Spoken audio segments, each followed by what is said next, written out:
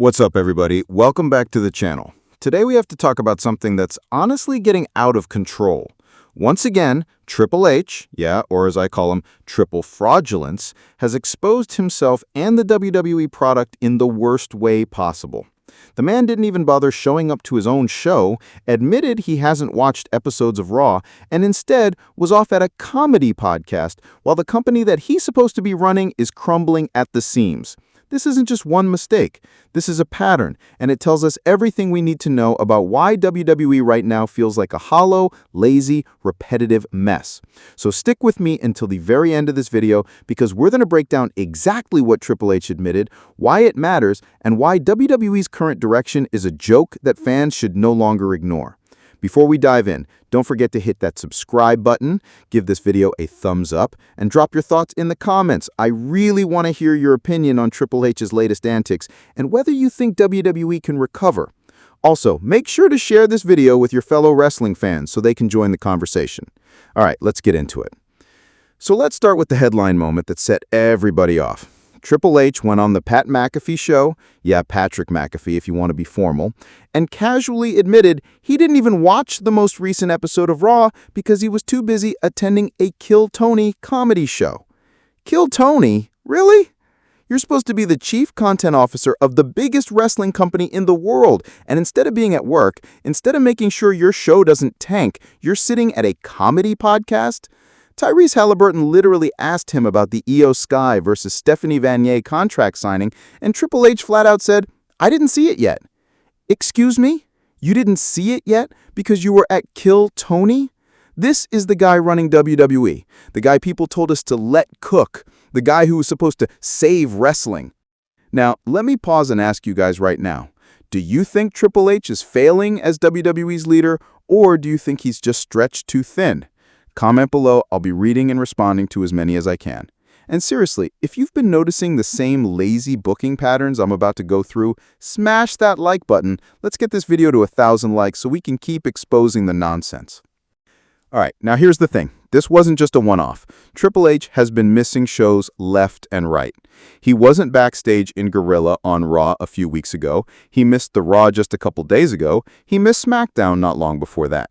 He was out vacationing in Greece with Stephanie on a yacht instead of running his shows. And don't forget, he was at the White House during SummerSlam weekend. How many times does a so-called boss get to just not show up before people start asking questions? Vince McMahon, for all his faults, and trust me, they were plenty, was there every single week for decades. Vince lived and breathed this business, and that's why the machine worked. Triple H, he's treating WWE like a side hustle. And this is why the product feels so stale. If the leader doesn't care, why should anyone else backstage care? All right, let's talk about the actual product, because this isn't just about Triple H skipping work, it's about how that absence shows up in the storytelling. Rhea Ripley, one of the biggest stars in the entire industry, barely wrestles on Raw. She's treated like a prop instead of the attraction she is. Tiffany Stratton is the WWE Women's Champion, and I bet half of you forgot that fact because she's had one of the most uneventful reigns in modern history. Gunther, before he lost, defended his title like 6 times in a whole year. 6! And Dominic Mysterio, Dirty Dom, takes a 5-month hiatus after winning the Intercontinental title. How is any of this acceptable? These are supposed to be championship reigns. They're supposed to feel prestigious. Instead, they're afterthoughts. Even Roman Reigns, who carried this company for years, is gone filming movies half the time. John Cena, part-timer. Brock Lesnar, part-timer. The Rock, nostalgia act. And when you look at the younger stars, Braun Breaker can't cut a promo, Tiffany's forgotten, and outside of NXT, where Shawn Michaels is quietly putting on better week-to-week shows than the main roster, there is zero effort to build new talent. This is why every show feels the same. The openings are repetitive, the closings are predictable, and nothing has any real consequence. Now, let's talk about money, because fans are being ripped off.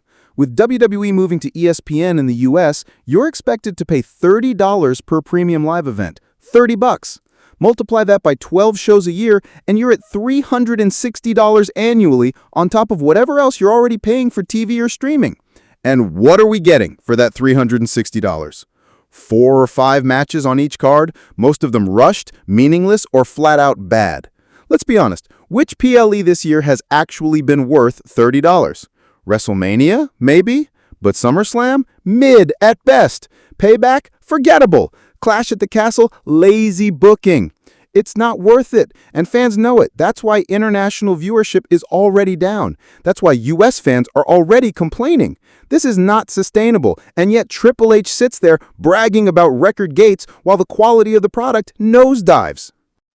Here's the reality. The only reason WrestleMania 40 was great is because The Rock came back, Roman Reigns' historic reign was on the line, and Cena, Undertaker, and all the legends showed up to make it special. That wasn't Triple H cooking. That was nostalgia, storytelling that had been brewing for years, and megastars doing the heavy lifting. But then look at WrestleMania 41. Fully a Triple H product. No Rock, no 4-year Roman storyline, just his booking. And it was a disaster. SummerSlam, same story, mediocre at best.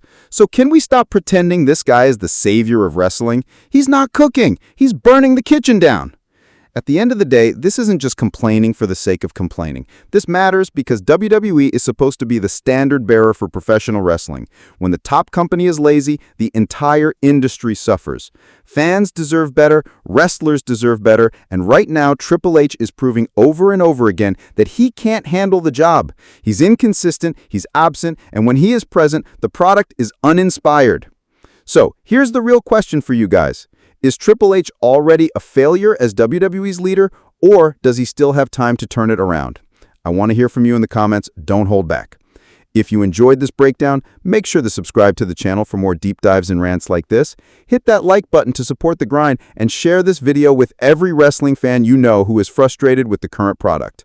Thank you so much for watching and spending your time with me today. Together, we'll keep calling out the nonsense, we'll keep exposing the fraudulence, and we'll keep demanding better from the wrestling world. Until next time, peace out, stay real, and one love.